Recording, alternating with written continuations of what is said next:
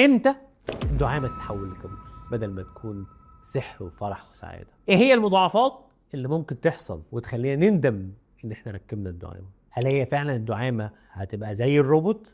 وايه راي الزوجه في الدعامه؟ مش كده وبس، مين اللي نقول له انت تركب الدعامه بكره ومين اللي نقول له لا ممنوع تركبها دلوقتي؟ اهلا بيكم في الجانب المظلم الدعامه. يمكن عشان كده لبسنا الجاكيت الاسود. ازيكم يا رجاله؟ انا عمر عزيز، شارب بحط الذكوره في القصر العيني، ودي قعده رجاله.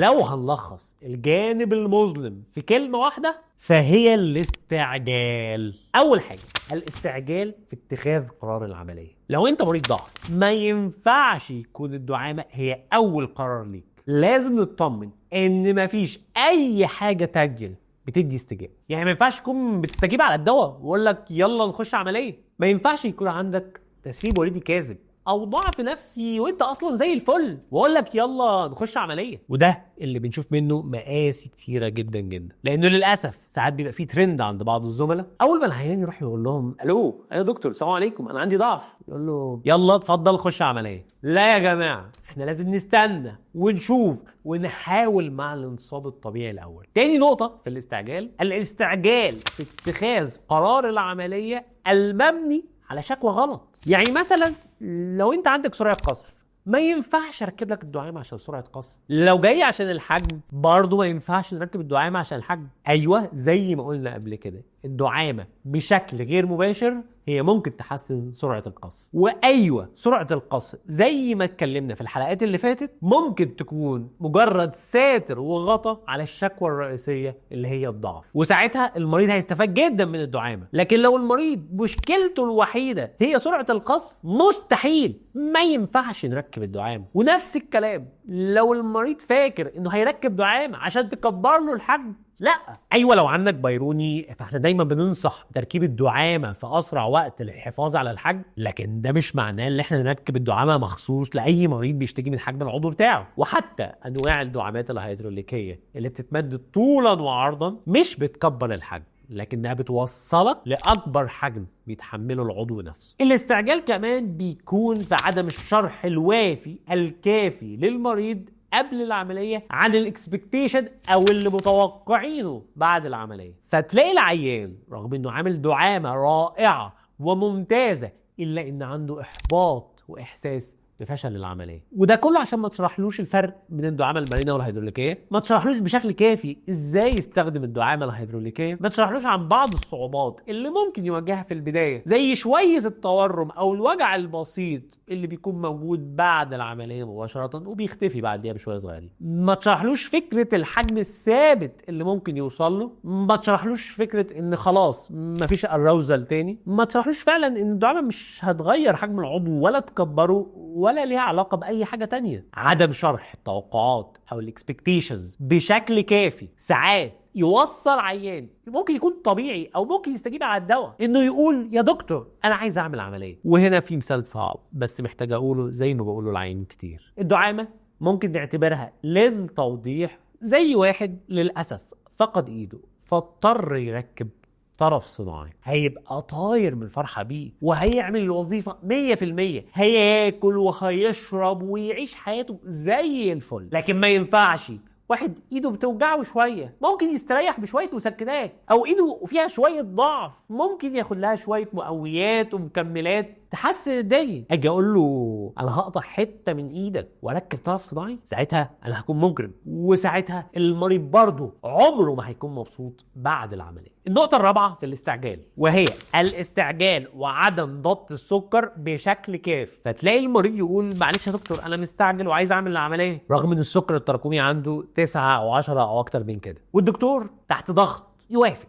وده ما ينفعش للاسف الشديد. ده هو اللي بيدي سمعه سيئه للدعامه، لان خلينا متفقين ان اول عمليه دعامه هي احسن عمليه، واي تكرار ليها بيبقى اصعب وبيؤدي الى مضاعفات اكتر. فبالتالي لو دخلت عمليه وسكرك مش مظبوط بتعرض نفسك لمخاطر اعلى من الانفكشن والتلوث، وساعتها ممكن تضطر لازاله الدعامه ومخاطر اعلى من عدم التئام الجرح. نفس الكلام لو عندك سيوله عاليه في الدم او مريض قلب وبتاخد ادويه سيوله. ومع الاستعجال ما نستناش نوقف البلافكس او نراجع مع دكتور القلب الادويه الموصوفه وتتحضر للعمليه بسرعه، يلا ساعه ساعتين وجهزوا الترابيزه، وبعدها بتلاقي نفسك عندك كبمه دمويه كبيره اللي ممكن تتحول لانفكشن ونضطر برضه لازاله الدعامه. وبرضه المريض لو عنده مشاكل في البروستيت وما كشفش عليها او الدكتور استعجل وقال انا مالي بالبروستات اركب الدعامه وامشي، فتلاقي بعد العمليه للاسف المريض ممكن يخش في احتباس بول وبرضه نضطر نشيل الدعامه. هنا مهم نوضح الدعامه مش هي اللي عملت احتباس بول ولا هي اللي عملت الانفكشن. الدعامه مش وحشه، الدعامه مش هي اللي عملت الكدمه الدمويه، لكن استعجالك في عملها قبل ما تظبط حالتك الصحيه هو اللي وصلنا لكل ده. اخيرا الاستعجال في اتخاذ قرار العمليه، عشان شفنا عرض في السوبر ماركت عن الدعامه ام 50 جنيه. بصراحه انا بستغرب العروض دي، ممكن بعض الاحيان افهمها لما تكون من خبراء والشركات عارفه كميه الشغل اللي عندهم فبتديهم بعض الاوفرز والعروض اللي بدل ما يستفادوا بيها لوحدهم يقدموها كخصم او منحه للعيان، فساعتها دي بتبقى مفهومه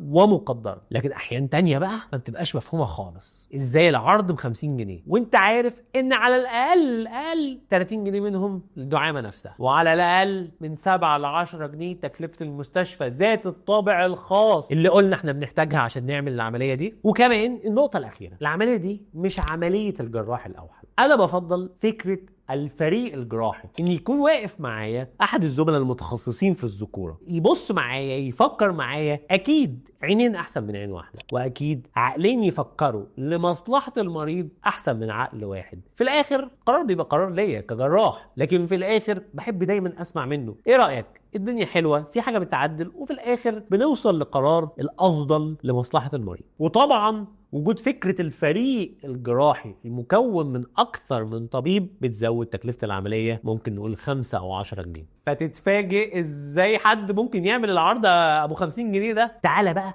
أنا هقولك إزاي. بدل ما أقف مع دكتور أنا ممكن أقف مع طبيب بس، واديني وفرت 10 جنيه. بدل ما أروح المستشفى بتاخد 10 أو 7، أروح لمستشفى بتاخد 3 بس. بدل ما أخد من مريض واحد 30 جنيه اخليك مجرد رقم في لستة من المرضى، فجمع 30 جنيه في الاخر واكتر. لكن في حد تاني ممكن يقولك انت مش مجرد رقم في لستة، انت انسان مسؤول مني، عايز اديك تركيزي الكامل، عايز اديك احسن حاجة عندي. عشان كده هيقولك انا هاخد منك 30 جنيه. للأسف كل اللي فات وكل اللي قلناه ده كله بينتج عنه ان الدعامة بدل ما تكون سحر يغير حياتك تتحول لكابوس يغيرها للأسوأ. ممكن تعمل لك التهابات، ممكن تعمل لك تجمع دموي، ممكن يركب لك حجم اصغر من حجمك عشان ما عندوش خبره كافيه او مستعجل، او يركب لك حجم اكبر من المطلوب فتتعرض لخروج الدعامه بره العضو او جرح مجرى البول. ممكن يحصل احتباس بولي زي ما اتفقنا، وبدل ما تكون تجربه رائعه تتحول الى عذاب وجحيم. ده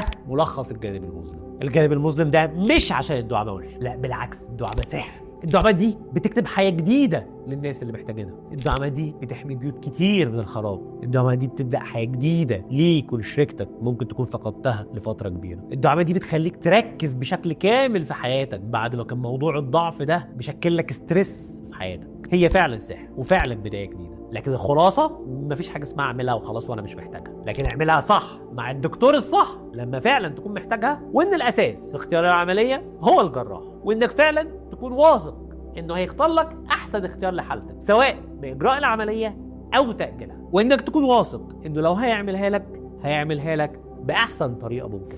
ايه رايكم نعرف راي الزوجه ودورها في عمليات دعامه العضو الذكري؟ دايما بنصح لو انت متجوز ان ده يكون قرار مشترك بين الطرفين، لان زي ما بقول كل مره اني بنصح ان العلاقات كلها تكون مبنيه على الصراحه والمشاركه، وزي ما قلنا اكتر من مره انها تكون شريكه معاك في رحله العلاج احسن بكتير ما تكون مخبي عليها المشكله، واحسن بكتير من انك تتعامل ان مرض الضعف ده حاجه عيب او وصمه عار عليك. وزي ما قلنا الزوجه لو انت عندك مرض بسيط فهي لوحدها كفيله انها تساعدك وتغنيك عن العمليه. لكن لو المرض شديد وانت فعلا محتاجها وركبتها، فهنا الزوجات بينقسموا نوعين. النوع الاول اللي هو هيتبسط جدا جدا جدا لانها مش هتحس باي فرق خالص في العلاقه الزوجيه، وهتكون علاقه مرضيه تماما. وده بيكون اكتر في الزوجين اللي علاقتهم منفتحه وفيها مشاركه كبيره، او سن الزوجه صغير والافرازات عندها كويسه. لكن في نوع تاني من الزوجات بيكون اكبر شويه في السن، فيكون الافرازات بدات تقل شويه عندهم، ويكون في بعض الاتروفيك فاجينايتس، وكمان الاستثاره تكون بدات تقل عندهم شويه. فالنوع ده الدعامه بتبقى جامده شويه عليها، وساعات بتكون مؤلمه، وساعتها بننصح انك تكون حنين ونستخدم جل كتير قبل العلاقه الزوجيه. وللاسف الشديد النوع الثاني بعض الاحيان لان ما بيكونش فيه الصراحه الكافيه، الموضوع بيتجه بدلا من المصارحه ان معلش يا حبيبي والله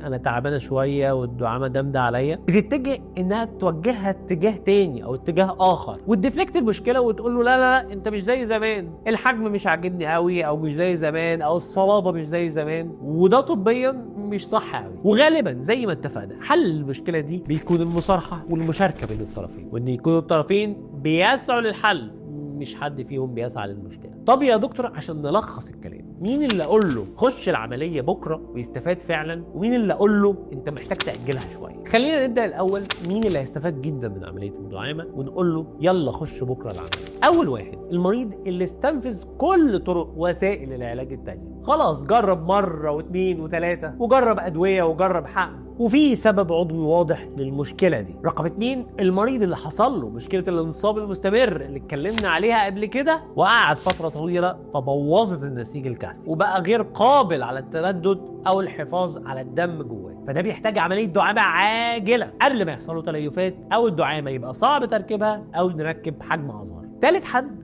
مرضى بيروني بس مش اول 6 شهور، يعني مريض بيروني عنده المرض بقاله فتره اكتر من 6 شهور اللي هي المرحله الاولانيه بتاعت بيروني اللي بنسميها الاكيوت فيز، واستنوا حلقه مخصوص عن بيروني قريب قوي. الاكيوت فيز بقى وقفت او خلصت وبدا يحصل جزء من الضعف والتليفات بقت عنيفه، فدول بيحتاجوا برضو الدعامه في اسرع وقت قبل ما التليفات دي تصغر حجم العضو وتخلي تركيب الدعامه اصعب. رابع واحد المريض اللي حصل له كسر في العضو الذكري والكسر ده ما تصلحش، وممكن تشوفوا حلقه الكسر عشان تعرفوا ازاي الكسر ده بيتعالج بدري ونحمي نفسنا من الاحتياج لتركيب دعامه. لكن لو ما تصلحش وادى الى مشكله عضويه في العضو الذكري سواء كان تليفات او تسريب وريدي فبرضه بيحتاج لعمليه الدعامه. طب مين بقى اللي اقول له الدعامه ممنوع عليك دلوقتي؟ ممكن تعملها بعدين بس دلوقتي ممنوع منعا باتا تعملها. خلينا متفقين زي ما قلنا الحلقه اللي فاتت الدعامه دي عمليه بسيطه وبنسبه كبيره هي مش ممنوع تتعمل لاي حد خالص ما عدا واحد بس. مين ده؟ تعالوا نشوف. المريض الوحيد اللي ممنوع تعمل له منعا باتا عمليه الدعامه هو المريض السليم اللي ممكن يستجيب لاي علاج دوائي، فده الوحيد اللي ممنوع منعا باتا تركب له الدعامه. لكن في رجاله تانيين ممكن اقول لهم لا لمصلحتكم ولتجنب الجانب المظلم محتاجين نأجل قرار الدعامه شويه. اولا المريض اللي السكر عنده مش متظبط، سكر تراكمي فوق ال9 وال10 وال11 او الصايم والفاطر فوق ال200 و180، لا معلش ظبط السكر الاول وبعدها تعالى نورنا نعمل العمليه. رقم 2 المريض اللي السيوله عنده عاليه، لا معلش وقف ادويه السيوله بالتنسيق مع زمايلنا في امراض البطن والقلب وبعدها بايام بسيطه ممكن نبدا العمليه. رقم 3 المريض اللي عنده تضخم في البروستاتا، ده ما يمنعش العمليه لكن ممكن نحتاج ان احنا نعمل عمليه البروستاتا الاول حسب درجه التضخم او بيخلينا نتجه اتجاه اضطراري نحو عمليه الدعامه الهيدروليكيه عشان ما يمنعش بعد كده دخول المنظار لو احتاجنا ازاله البروستاتا بالمنظار. او اخيرا لو في شويه تضخم بسيط فده بيخلينا ناخد بس شويه ادويه بسيطه قبل وبعد العمليه عشان نمنع اي احتباس للبول. رقم 4 مرضى بيروني بس في اول المراحل اللي هي الاكيوت فيز، لا احنا لازم نستنى لغايه ما القضيب والتليفات تثبت على وضعها، لان المرحله الاولانيه هي مرحله الاكتيف انفلاميشن محتاجين نشوف نهايتها ايه، ممكن قوي في اخرها ما يحصلش ضرر وما نحتاجش تركيب دعامه. رقم 5 لو عضله القلب ضعيف ممكن دي ما تمنعش العمليه قوي عشان احنا البنج بتاعنا بنج نصفي وممكن بعض الاحيان بالسدل فمش خطر قوي، لكن ده بيتطلب تنسيق مع الزملاء في القلب سواء بحجز رعايه مركزه للاحتياط وبرضه للتنسيق مع الزملاء عشان بعد العمليه نبقى عارفين هل بعد ما ركبنا الدعامه المريض قادر على السيكشوال اكت والعلاقه الجنسيه ولا لا. لكن زي ما قلنا كل دول ما يمنعوش الدعامه منع كامل. فايوه مريض السكر يقدر يركب دعامه، ومريض القلب ايوه يقدر يركب دعامه، ومريض الكلى ومريض الضغط ايوه يقدر يركب دعامه، لان الدعامه هي عمليه امنه تماما يمكن تركيبها للي محتاجها بس بالشروط الصح اللي قلنا عليها من شويه. وزي ما بنقول كل مره ان كل المعلومات اللي قلناها هي معلومات علميه مبنيه على خبره اكلينيكيه وطبيه واكاديميه، ومصادرها هسيبها لكم تحت الفيديو، ورغم كده هي ما تغنيش عن الكشف الطبي خالص. تمنياتنا بالصحه والعافيه والسعاده للجميع.